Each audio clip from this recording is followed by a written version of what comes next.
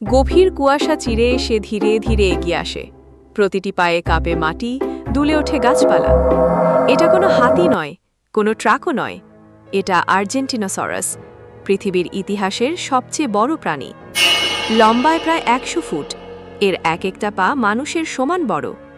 ছোট ছোট ডাইনোসরগুলো ওকে দেখে দৌড়ে পালায়, আর সে শান্তভাবে নদীর ধারে দাঁড়িয়ে জল খায়। এই দৈত্য এখন আর নেই, তবু তার ছায়া আজও ঘুরে বেড়ায় ইতিহাসের পাতায়।